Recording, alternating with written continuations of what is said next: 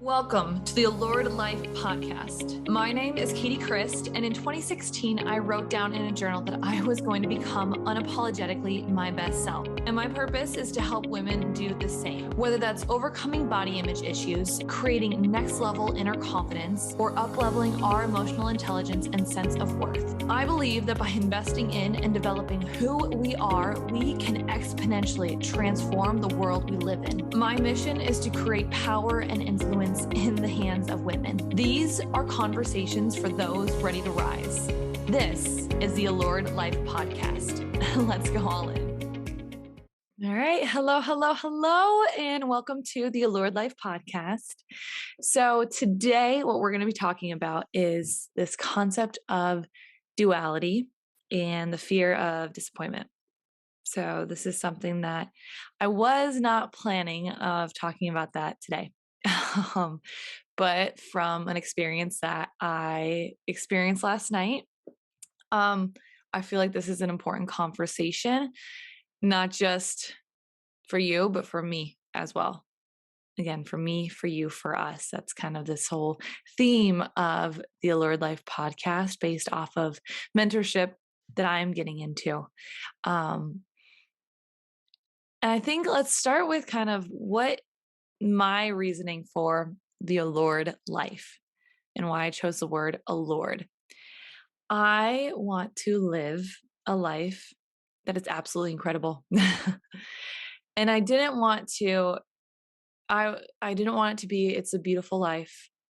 I didn't want to be it's a high performing life. It's the go all in life. These are all kind of words that I played around with, and none of it actually truly encompassed everything. And even right now of just kind of explaining allured, it's not so much a definition, but more of a feeling of allured. Like I want a life that is beautiful and it is magnetizing. It is something that I go about my day and just by who I am, of just like my truest self, just me, I magnetize and attract and allow in and give everything that I could ever want, which I know sounds big and daunting a little bit because it is. The allured life is about having so much self empowerment that you can hold everything that comes with living a beautiful life.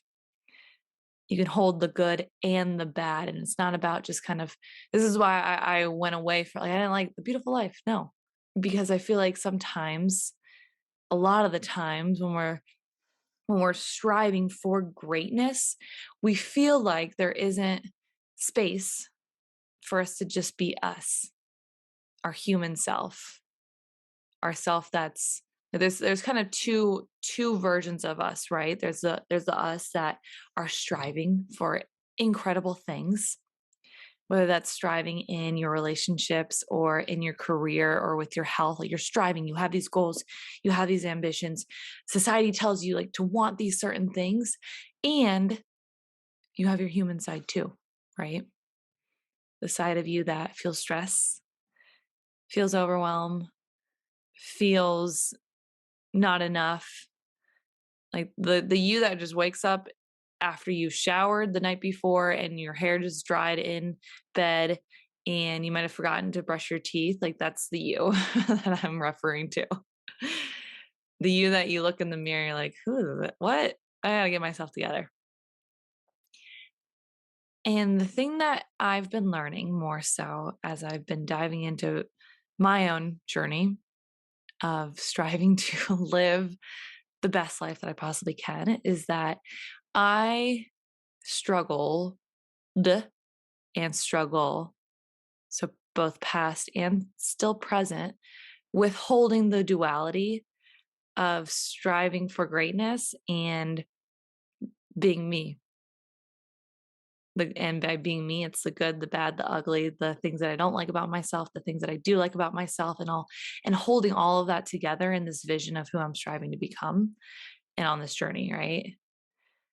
Because again, there's this version of myself that I'm reaching for, I'm striving for. It's the version of me that I write in a journal of like, hey, in 5 years, if I could live my best life, what would that look like?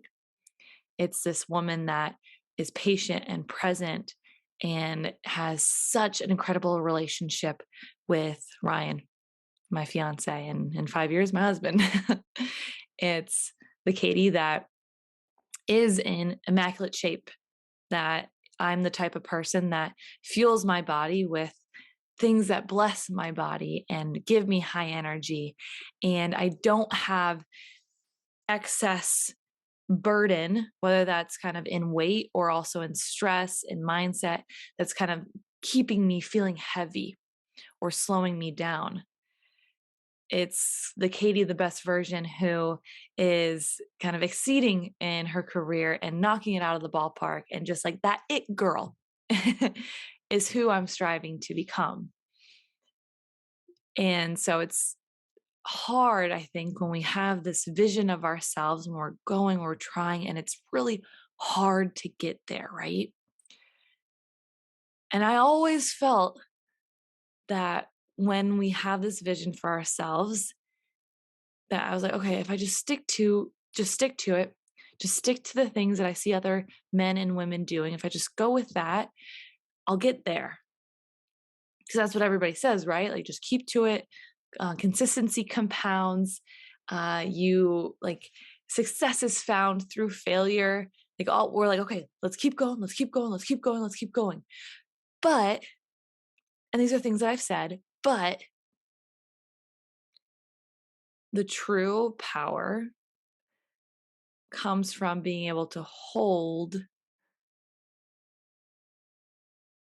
I think, the true you, or just the you that you currently are at, and to not blame yourself and to not feel like you're not worthy.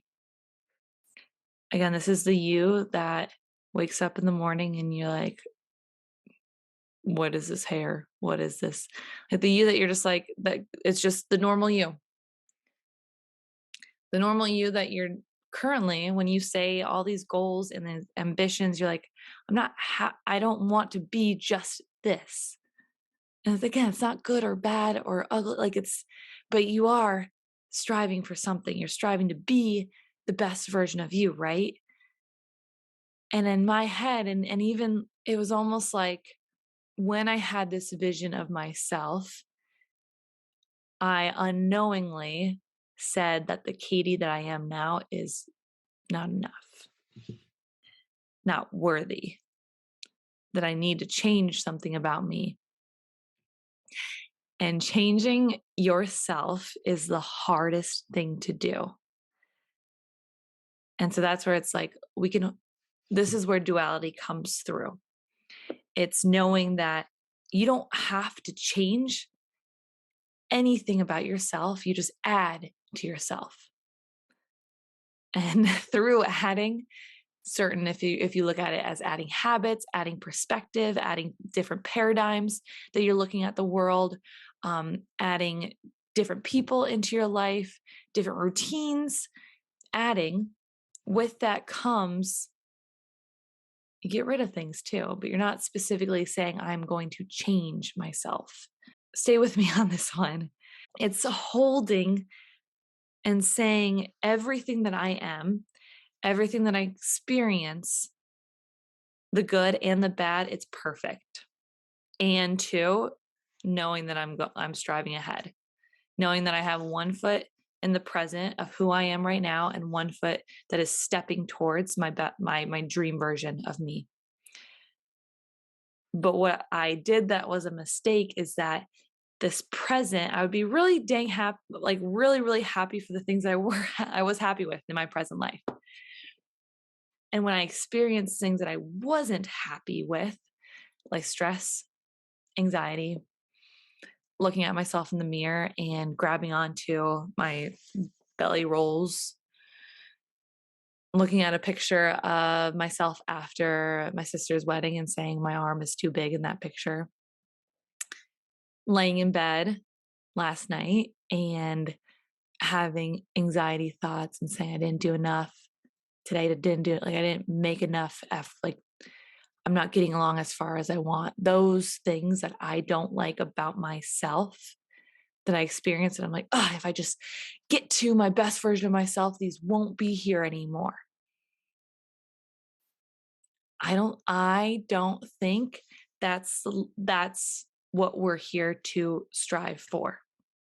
We're not here to strive to erase the part of us that we don't quote unquote like. We are here to become the most powerful version of ourselves, that we hold those versions of ourselves, those little things about ourselves. We hold them and we don't make them a definition of who we are, but we know that they're still a part of us. Because there's a difference. There's a difference between me seeing a picture of myself and seeing my arm kind of flat against, I'm for those that are just listening to the podcast, I'm putting my arm against my chest, and like where the back flab makes it a little bit bigger. There's a difference between holding that level of, oh, I don't like the way that I look, but just hold it and not allowing that to define who I am as a whole, this version of me that's in the present and also stepping into the future, versus allowing that to be like, why aren't you there? Why aren't you getting faster? Why aren't you like striving for even more? I want to be the person that can see that and hold that discomfort, this duality of knowing this is where I'm currently at, and also this vision of where I'm trying to get to. Not let where I'm currently at kind of burden me more so, but just hold it and being okay and saying, okay, what is the better thought now? Saying, okay, this is where I'm at. This doesn't define me, but this is also who I am right now in the present, this one foot, and I'm reaching for the other one. I don't want to be burdened even more and slowing my footsteps towards this best version of me by holding on to the burden of feeling this present moment, like almost like in quicksand, staying in quicksand as you are in the present. I want to be able to hold it and release it, or just get the better thought with it. And so this is a hard one because, again, in the past, I always thought, okay, if we feel this discomfort, it's just that we're not like, it was my motivator to get me to change faster, to go, go, go. Or which helps, right? It can help.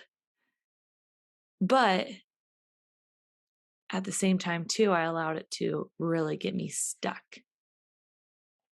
Because instead of just holding this discomfort of where I'm currently at in comparison to where I want to go, instead of just saying, okay, this is just part of the process. It's the duality of wanting a really amazing life and having the discipline to know where you currently are at. There's a duality that comes with that.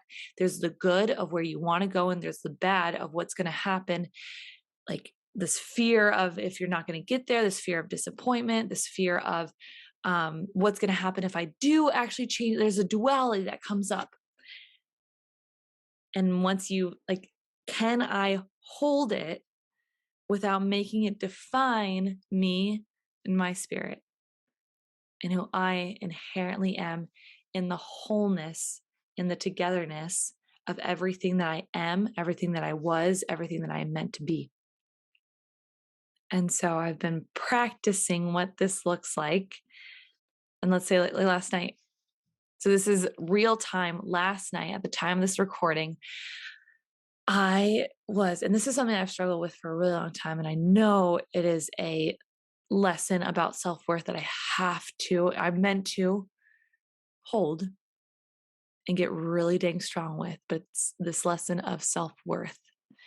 Right now, there's little aspects of it that my self-worth is put into how I look, what my financial statements look like, how Ryan views me, how my parents view me, how my perception of where I think I should be at this stage in my life.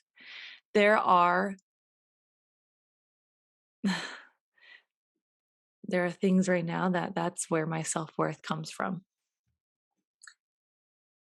And so I'm practicing in real time and it's really, really hard. But this is the work that when you ask, how do I do this? There is no how, you just do it. I'm trying to practice holding and saying, I am worthy no matter what. I was born worthy. And there's nothing that I can do, nothing that I can achieve, nothing that anybody else can say that will change it. It's on me. It's my choice to be worthy and to feel worthy. And so when I feel these levels of anxiousness, or I fear that I'm going to disappoint people, I fear that I'm going to disappoint Ryan, I feel that I'm going to disappoint myself, I fear I'm going to disappoint little baby Katie, that I'm not getting there fast enough, that I'm not as strong as I want to be. Like when those things come up, it's a gift. I'm laughing because I'm like, it's a great gift. But no, it's a time where can I hold these fears while I'm striving to be the best version of me? And I honestly believe that if I can hold these, because there's always going to be something, right? There's always going to be something that you're dissatisfied with, or always something that you could have been better at, always something more, always something. We're never going to get it perfect, nor should we, because we always should be continually, constantly evolving and growing, right? If I can just hold where I'm currently at, knowing that I'm going to be okay, how powerful is that? And so, what that looked like last night was saying, Katie, you are okay. It was about like an hour. It was 1:30 at night, AM, where I was just tossing and turning, and I was like, just get your mind. It's okay. We're good. Like, it's okay. I tried meditation. I tried everything. And then I said to myself, okay, you want to hold this, let it come through. And I cried. I was like, okay, let's physically let these thoughts come out into emotions. What does that look like? It was tears for about 30 seconds. And then I physically wrapped my arms around my body and I held myself. I just was like, hold it, just hold this, just hold it, and just hold it, and hold it. And what happened was after that, I felt good. I felt okay. I felt like I could hold it because I was physically like, if you say hold it, Katie, you are gonna physically hold your body and like rock yourself to sleep like a maniac. But what I'm trying to get at is that we feel, at least for me, when we're trying to be the goddamn best versions of ourselves, that when your human comes up, or when there's things that come up that you don't like about yourself, old me would have said that's a failure. Okay, you're not far enough. Like, it just like pulls you back, and so it's hard to see, like, how do I become this version of me when I have this old version. I'm trying to shed this skin away. I thought I needed to change myself and shed this skin, and that's not the case. It's how do I reach for this amazing life and hold all that I am and all that I ever will be. And I think that is the difference maker between those that achieve unbelievable lives and those that it's a really hard struggle. I think and I'm starting to see and understand and just and this is literally just like barely opening up, kind of unveiling what I think there is more to learn. But it's to know that things will always come up that make you feel like you're not enough. And it's not about running so fast or going so hard or striving to get to this certain spot and thinking like once I'm there, I won't feel that anymore. We've heard that before, right? But it never really clicked with me of like, yeah, no amount of money will ever make you happy. Like, okay, I get that, but I'm also like, well, I don't know about that. Or like once you lose the weight, like once you lose the weight, I'm like, obviously I'm going to feel confident in myself. And then you hear stories of I lost the weight and I still like didn't feel worth like we've heard this. I've heard this. And I think the difference is the men and women and the people who get what we all want faster and they collapse time around it is they don't learn to just like they're not running from themselves. They have ultimate self-empowerment in that they can hold everything. The duality of striving to be their best self and what comes with that as well. Because there is duality to it. I previously would kind of determine this as self-sabotage of when we're striving to be a certain way, there's growing pains that come with it. There's a fear of change. There's a fear of not being loved anymore. There's a fear of disappointing ourselves. Like all these fears can pop up in different ways. I've had clients and I've had women and even myself of think, well, if I knock it out of the ballpark with my wellness, I'm afraid to see if my weight goes down and I feel great about myself, I'm afraid to see what else in my life isn't so great. Because weight has always been the number one problem, and if I don't have that number one problem, then what will come up? And just saying that sometimes like I had a client that was like, even just saying that it sounds ridiculous, but I think a little part of that might be true. Or if I feel worthy enough in my body, what attention am I going to get that I don't want? If I lose this weight and if I look really dang good and I look and feel self confident, I might attract predators. I had a client who said that to me.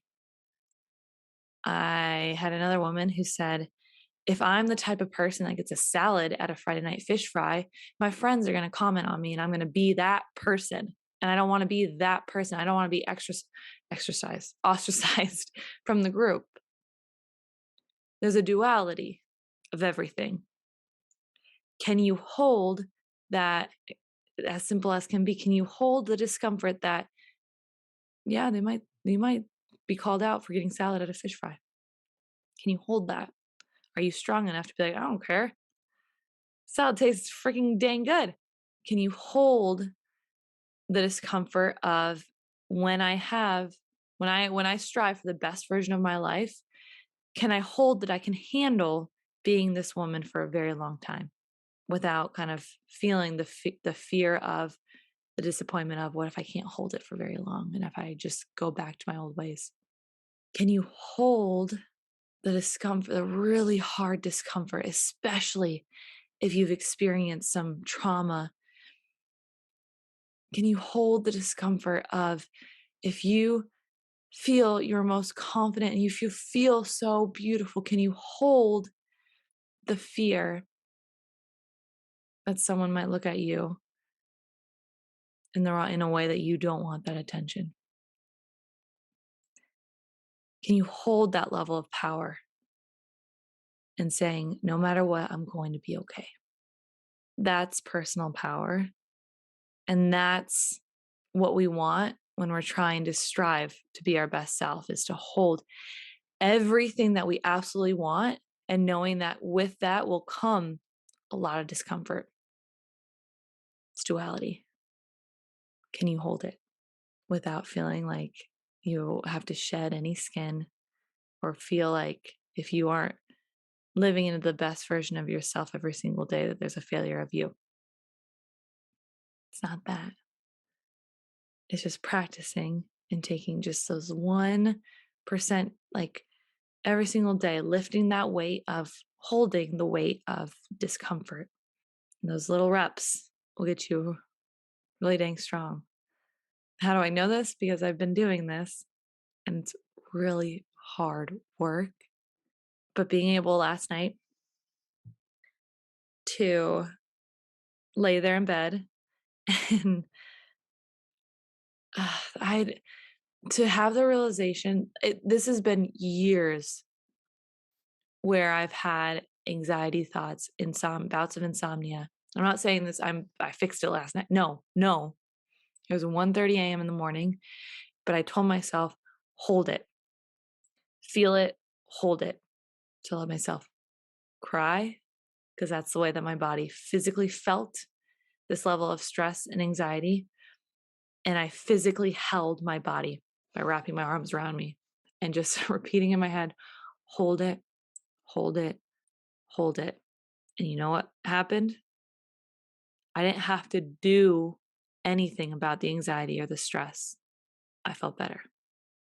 I just had to hold it. So it's not about how do I override my anxiety, my stress? How do I feel worthy? How do I not feel self conscious about myself?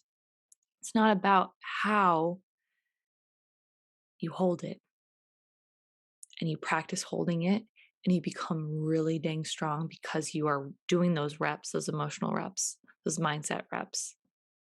And so this is something too of just like think of it as a friend who, let's say your friend came to you and had these. If I had a friend who said, Katie, I just don't feel like I'm far along. I don't feel like I am worthy. I feel like my fiance is going to be disappointed in me. What would you do? You wouldn't sit there and say, okay, how are you going to fix this? What's the best thing that you can do? You just sit with them through it. You say, I'm here for you. And you know that they got this. Let's say if you have kids, if your kid came to you crying because she hated the way that she looked in the mirror, what would you do? You'd hold her and say, like, she's beautiful, she's everything. You hold her, you hold space for her. So hold space for yourself. That's the level of power that we are striving for. And so I want you to think about right now, because this was opening for me, of what is two parts. What are you striving for? What is your ambition?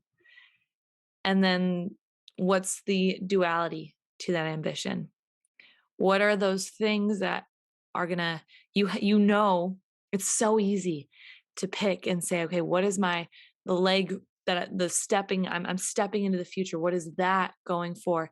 But then the leg that is in the present, what is the duality of the future that might just add some weight to your present leg? It might just feel like you're kind of going into quicksand. What is that? And just voice it out, acknowledge it. Don't be judgmental towards anything that pops up right now. Just acknowledge it and be curious of what might come up.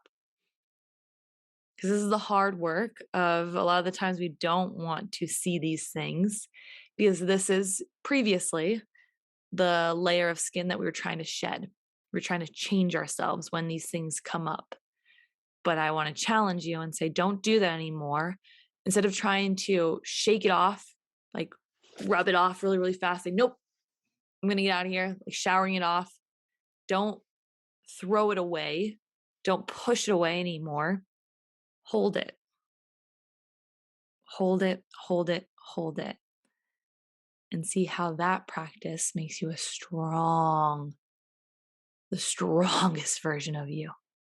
So, guys, if you found that this episode was helpful for you, I would love it if you would share it with either on social media or with a friend. As always, if you have any questions on this, you can reach out to me at Katie Christ. Otherwise, keep going all in with everything that you ever want in this life. You got this. Hey there.